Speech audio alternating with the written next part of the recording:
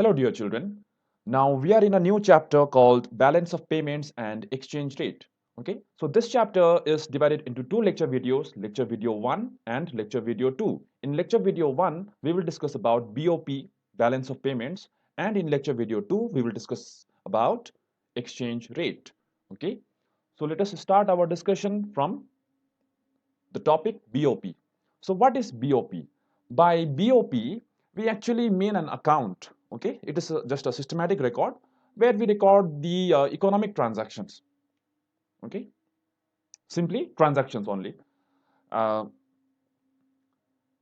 Transactions between the residents of one country and the residents of foreign countries. Okay, so that is your BOP. Okay, again, I want to repeat that by BOP, we mean a systematic record of all the economic transactions between the residents of one country and the residents of foreign countries during a given period of time. Okay, during a particular period of time. This time factor is very much important because without time factor, we won't be able to compare the values. Okay. Now, what are the components of BOP? The components of BOP are two types. One is called current account, the other one is capital account. Now, this current account, it records all the exports and imports of goods, services, unilateral transfers, and international income. Okay, so by the goods, we mean the physical merchandise. Okay, that is, let us say, uh, potato, okay, electronic good items, okay, computers, laptops, okay, what we can see and physically touch, that is the tangible goods, okay, whereas the services are intangible in nature, okay, like BPO and KPO. I hope you know that BPO, business process outsourcing, KPO, knowledge process outsourcing. In simple language, what people do in the call center is that is your BPO and KPO. Okay. Now, unilateral transfers. Uh, Let me give you a very simple example. If your brother is working in Dubai, okay, and he sends you a mobile phone, okay, to you, so that is under the unilateral transfer, okay, and international income. Your brother, he is working in Dubai, isn't it? So whatever the factor service he provide, for the same he will get the factor income. So that is your international income because he is earning money in the international boundary. Okay, so it happens in terms of export as well as import. Okay, because sometimes the gift may be provided by you also. Okay, so you may send some goods, okay, to your brother who is working in Dubai. So that is your unilateral transfer in case of outflow, okay, be it inflow and outflow. So basically this current account will record import and export, okay, be it in terms of goods, services, the unilateral transfers and international income. Okay, like this we have foreign companies like KFC and this Pizza Hut, Domino's, okay, McDonald's, Reebok, Nike, Puma, etc. So varieties of like this Unilever limited products. Okay, so whatever the income that is generated out here, okay, being a part of our GDP of our country, they take back the money, isn't it? So that is your international income, because the foreign companies, they are generating the income in the international boundary of India. Okay, because for other countries, India is a foreign country. Okay, now capital account. Now this capital account, it records all the international transactions, but relating to the change in the this change in assets. Okay, by change in assets we mean the change in the capital stock. Okay, be it in terms of finance or in the physical sense. Okay, for example, if a company has purchased a plot of land out here in India, okay, being a part of SEZ, that is specialized economic zone. So if the plot of land was, let us say, Coca-Cola, it purchased 1 acre of land. Now the next year it changed to 1.5 acre. So this change, 0.5, this change, okay, so that will be recorded in the capital account. Now let us see the components of BOP through this table, which has been provided in your book. I don't know the page number exactly. Please refer the book. Okay, you need to have a look at the book. Okay, please go through the book once. Now, the receipt side. Okay, that is your credit. Okay, and payments, that is your debit. So normally this BOP, it acts like the nominal account. Okay, following the golden rule of nominal account, debit all the expenses and losses, that is the payments. Okay, and the credit the items, that is incomes and profits or the gains. So the receipts will be your credit side. Okay, simple logic of accounting have been used out here in this chapter, BOP. Very simple chapter. Anyway, so what are the receipts of the current account? In the receipts of current account, we see the exports of goods, export of services, okay, unilateral transfers, and the income receipts, which we have already discussed out here. Okay, but in terms of export out here, okay, when it is a receipt side, and for the same, when you are paying the money, okay, or the payment side, that will be your import of goods, import of services, okay, unilateral transfers. If you are giving gift to the foreign resident, okay, that is your unilateral transfer, okay, and income payments. As I already said that the foreign companies which are in India, they take back the income to their home country.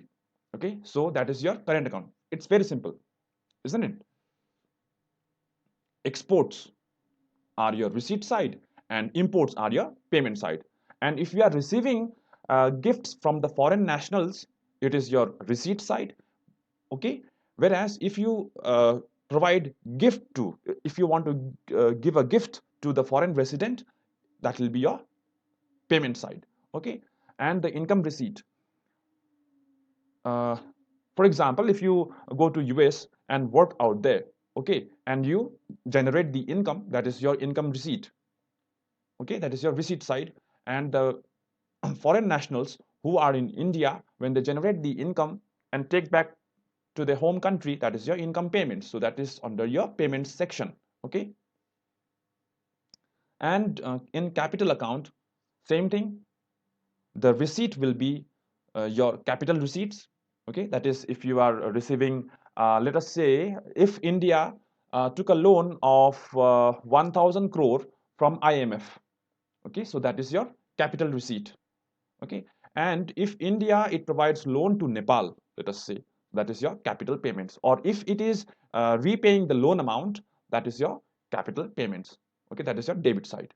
Okay, very simple. Now, the types of disequilibrium in the balance of payment. So there are two types of disequilibrium. Okay, one is called surplus, the other one is your deficit. Okay, so when the balance of payment will be equal, when the export is equals to import, then the balance of payment is at the equilibrium condition. Okay, but there can be some disequilibrium when there is surplus, that is when export is more and import is less, and deficit is when the import is more whereas the export is less. Okay, now let us see the causes of adverse balance of payments. Okay, now what are the causes of the balance of payments? Number one, fall in foreign demand. Now let us say that the foreign people, they are not demanding the Indian products. Okay, let us say that we are the great exporter. Obviously we are the great exporter of medicines. Okay, so let us suppose that in the international market, the demand for Indian origin medicines are not much, so the demand is falling, okay, for the Indian medicines. So what will happen? The export will decrease, isn't it? And the import will remain constant. Let us assume that part. So let us say, since the export is decreasing, obviously, in contrast, your import will be more. So there will be the case of deficit out here because the export is falling down. Okay. So the fall in foreign demand also affects your balance of payment because your export will be affected. Okay. Number two, this inflationary pressures in the economy. Uh, this when this inflation it occurs, it not only affects the home country but as well as the global economy as well. Okay, so the high rate of inflation in your home country it encourage import more and more import. Okay, when there is high inflation going on in India, import will be more and more. Okay, but if the inflation is decreasing, okay, let us suppose that there is deflation in the market, okay, then the export will be more. So this inflationary pressure also affects your economy. Okay, now the number three, developmental expenditures. Okay, uh, now let us say the um, India only. So India is a developing nation. Okay, India is a developing economy. India is a developing country, isn't it? So, in order to develop our country, we have to depend upon the developed countries. That is the first world countries. Okay, I hope you already know this part. This is the the countries are divided into three categories. That is first world countries, second world countries, and the third world countries. Okay, we are in the this category, this second world category. Okay, we are not the third world countries. Okay, but the developed nations are the first world countries. So we have to depend upon these countries like USA, Russia. Okay, they are more developed in terms of various things. Okay, like this guns and ammunitions. We already know that USA is a superpower. Okay, because US's GDP is at the highest.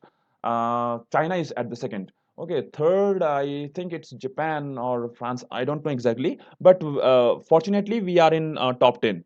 Okay, in fact, our GDP is better than Russia. In fact, okay. So when we want to develop our country and India, if it is spending more money for the development, so then those equipments must be purchased from the foreign countries because those equipments and that technology is not here in India. Okay, so when we are making more and more expenditure for the development purpose, what will happen? The foreign currency is needed, isn't it? So which means the import is more and more. Okay, so because of the more import, BOP will be affected. Okay. Now, point number four, increase in cost structure of export industries. Now, this cost structure also affects your export industries. For example, high wage rate, okay, this high price of the materials, okay, and high rate of inflation at the global economy. So this affects uh, your market. Okay, and when there is high rate of wage rate, okay, and high price of the products, okay, as well as the inflation at the global economy, at the international market, what will happen? Obviously your export will fall. So with the fall in the export, your import will be more. So BOP will be affected. Okay, and point number five, decrease in supply.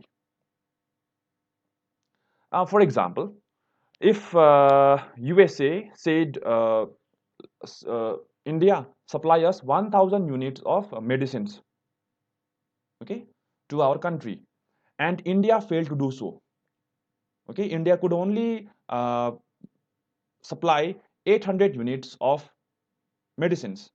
So then there is a deficit of 200 units, isn't it? So your export, uh, I mean your ex ante supply, okay, ex ante export was 1000, whereas your ex post supply was only 800 units. So there is the decrease in the export, isn't it? So this will also affect your BOP because supply, this supply, we are actually referring to the international supply, which means the export. So the fall in export will also affect your BOP. And point number 6, appreciation in the exchange rate. Yes, we will talk about this exchange rate, okay, what is exchange rate in the next video. But this appreciation in the exchange rate is very simple. Let me just tell you that, let us say that $1 equals to 75 rupees, okay? But there is now appreciation in the exchange rate. Let us say that $1 is equals to uh, 80 rupees now, okay? So this appreciation in the exchange rate will affect your level of BOP. Why? Because there is appreciation in the exchange rate, which means when you are importing more and more goods from the foreign countries, you have to pay more amount of money. Okay, your import will be affected. Okay, your level of import will be affected. Okay, either you will decrease the level of import, okay, or you increase the level of import, though there is appreciation in the exchange rate. Okay, so this will affect your BOP. Okay, now point number 7, increased debt burden. If a country is like India only, let us say that India has taken a loan of 1000 crore from IMF and 500 crores from World Bank. So if the debt is increasing continuously, okay, if your capital receipts out here, we have seen out here, this, if the capital receipts are continuously increasing, what happens? The debt burden will increase, and this will affect your BOP. Okay, because you have to pay huge amount of interest first of all, and whenever you pay the interest, you have to pay in the foreign exchange. Okay, you cannot pay in the home currency. Okay, you have to pay in the international currency, that is your in terms of dollar. Okay, so because of the increased debt burden also, your BOP is affected. Okay, uh, you can go through this point number 8, 9 and 10, demonstration effect, this population pressure and the political factors. Okay, you can just go through it. It's very simple. And this demonstration effect, what you will see is that the people of the third world countries, they try to imitate uh, like the people of the second world and the first world countries. Okay, like buying this Gucci products, okay, buying international phones like iPhone. Okay, now there is the demonstration effect. Okay, if you have the iPhone, you will flash out this iPhone all the time. Okay, you will show, you will show to the people. You will expose that, you will just show off that you have the iPhone, right? So that is your demonstration effect. You will show off that you have the Gucci products. Okay, you have the international products that you are using it, so you will be showing it. So if you want to show, then you need to import those items, so the import will be affected. So this is how your BOP will be affected. And again, this number 9, the population pressure. If the population of a country is more and more, okay, and the productivity of the country is very less, okay, let us say in terms of food products only, okay, whatever the food is generated in the country is not sufficient to satisfy the population of a country, then the country, it needs to import the food products from foreign countries. So that is your population pressure. That is just one example of this population pressure. And point number 10, this political factors. You already know through this Russia Ukraine pressure that on Russia so many sanctions are being put, isn't it? So that is one of the political factor. Okay, you just go through it. It's very simple. Now, what are the measures to control or to correct the disequilibrium in the balance of payments? Number 1, depreciation. Number 2, devaluation, import control, and so many things are there. Let us discuss them one by one. Depreciation. Now let me explain through the example of foreign currency only. Okay, so if there is the disequilibrium in the this BOP of India, okay, the country's currency can be depreciated. Okay, and you need to depreciate the this home currency until and unless that particular deficit is completely written off, or you can say that this deficit is completely wiped off. Okay, so the this depreciation and this devaluation of the currency will affect through this process we can correct the disequilibrium in case of BOP. Okay, so this devaluation is also same thing. Okay, so we will simply devalue the currency. We will see this depreciation and devaluation in great detail when we study about this chapter, that is the foreign exchange rate. Okay, now number 3, import control. As the name it suggests, that the import will be controlled. For example, if there is more and more amount of import in your country, okay, let us say that the import is exceeding your export, then import will be under the control. Okay, import will be controlled. Okay, so there will be kind of a, let us say, we will put on this cap. Okay, import cap, then let us say 1000 units. Okay, so beyond 1000 units, we will I mean the country will not import the products. So that capping of the import will control your will control, and it will correct the disequilibrium in the BOP. Okay, and let us say this point number 4, export promotion. Let us say that there is a deficit in BOP, okay, more import and less export. So in this particular case, what a country can do is that to promote export, okay, to promote more and more amount of export, so that this export can reach out the import level, so that your import and export will equal. Okay, point number 5, exchange controls. Again, this particular point I want to discuss in the foreign exchange rate.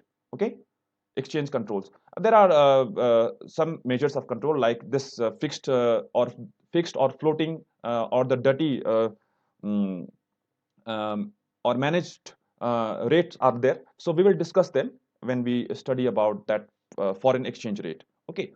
Now, point number 6, production of import substitutes. For example, yeah, that Yasagumba. I hope you have heard this term, Yasagumba. Okay, so in the international market, Yasargumba is 1 lakh for 1 kg. Okay, so DRDO, it has produced. Okay, yesterday only I saw in this Dainik Jagaran, okay, that DRDO has successfully produced scientifically that Yasargumba in their lab. So the country can produce the substitute of the products which we used to import. For example, this China is very much um, famous in imitating the products. Like China, they have their own KFC, they have their own substitute for Starbucks. Okay, they have their own substitute for this Walmart. Okay, so what we can do as a country is the production of the substitutes by imitating those products. Like we can have the Gucci products. Okay, I mean the copy of the Gucci products. Okay, like the production of the copy items, we can say in normal language.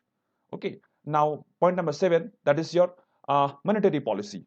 Through monetary policy also we can control or we can correct the disequilibrium uh, just by this increasing or decreasing in the CRR. Okay, that is your cash reserve ratio. Okay, and SLR. Okay, we will see this CRR and SLR when we discuss the chapter banking. Okay, it's very simple. It's very simple. Okay, I will explain you through making a table. Okay, it's very simple. And fiscal policy. We already know, we have already seen this particular chapter, fiscal policy, that through fiscal policy, we actually refer to the policies of the government relating mostly to the taxation. Okay, so if there is more and more import in our country, what we can do is that we can impose more and more amount of tax on that import products. So the import will be reduced. And if you want to promote more and more amount of export, then you will cut down the tax rate for the export purpose. Okay, so this is how the disequilibrium in the BOP can be managed. Okay, now capital import. Now, for example, if there is a deficit in the trade, okay, so in the short run, this deficit, it can be corrected through the capital import. Let us say that there is deficit in our country. Okay, there is deficit for the trade purpose. Okay, we are not able to supply more and more products. So what we can do is that we can take the loan from World Bank, or we can take the loan from IMF, okay, only for a short term period, okay. So in the short run, this disequilibrium, it can be managed, because in the long run, that capital debt which you have import from the World Bank and IMF, it will create the debt. Now see, we have already discussed about that particular section. That problem is that the increased debt burden will also affect your BOP. So in the short run, that debt creation will correct the disequilibrium in the BOP, but only for a short run. In the long run, it will be your debt burden. Okay. Yeah, this foreign exchange rate we will discuss in the next video.